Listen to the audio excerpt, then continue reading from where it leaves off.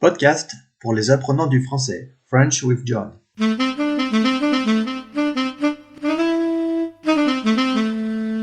Salut, bienvenue à vous, chers apprenants du français, sur mon troisième podcast French with John.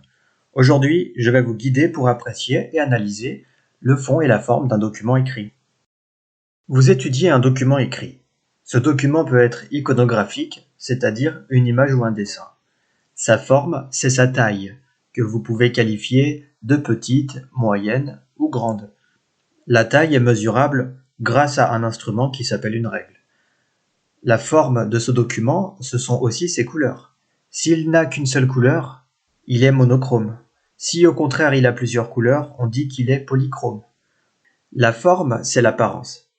Dans le cas d'un texte, sa forme, c'est aussi sa longueur. Dans le cas d'un texte imprimé, c'est aussi la taille de ses caractères et de leur police. Dans le cas d'un texte manuscrit, c'est-à-dire écrit à la main, sa forme est la manière dont il est écrit. Nous n'écrivons pas tous de la même manière.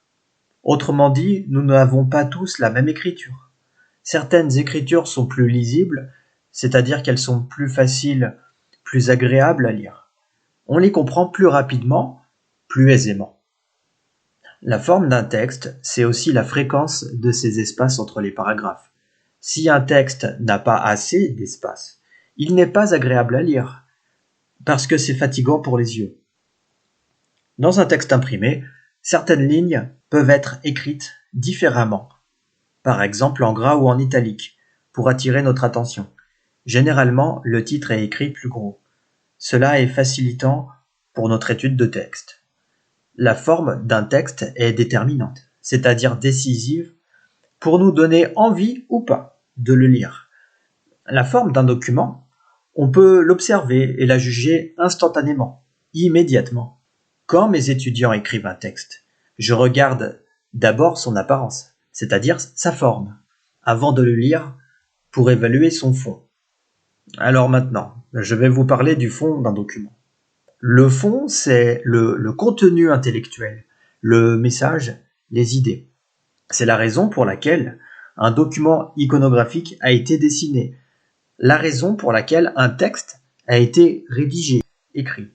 Le fond exige que nous ayons le vocabulaire et la réflexion nécessaires pour analyser un document. Son thème général, ses idées principales et secondaires, et bien sûr son but. Je vous ai guidé aujourd'hui pour analyser le fond et la forme d'un document écrit. J'espère que cela est clair pour vous.